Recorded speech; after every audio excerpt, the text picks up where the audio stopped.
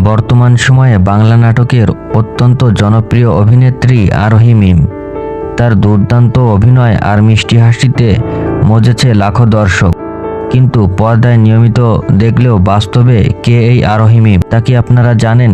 আজকের ভিডিওতে আমরা জানব আরোহী মিমের আসল পরিচয় ও জীবন কাহিনী, তাই ভিডিওটি শেষ পর্যন্ত দেখতে থাকুন। আরোহী মিমের আসল নাম মিম সুলতানা।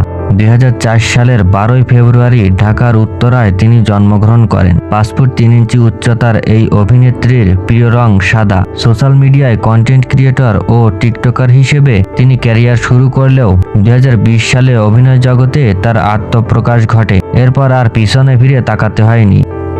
মিরাজ ও সাকিব সহ বেশ কয়েকজন জনপ্রিয় অভিনেতার সাথে জুটি বেঁধে উপহার দিয়েছেন একের পর এক সুপারহিট নাটক। তার অভিনীত স্কুল গ্যাং এবং পাশের বাসার কিউট মেয়ে নাটকগুলো দর্শকদের মাঝে ব্যাপক সাড়া ফেলেছে। জনপ্রিয়তার পাশাপাশি তার আয়ও কিন্তু বেশ চমৎকার। জানা গেছে বর্তমানে প্রতিটি নাটকের জন্য তিনি প্রায় 50 থেকে 60,000 টাকা পারিশ্রমিক নেন।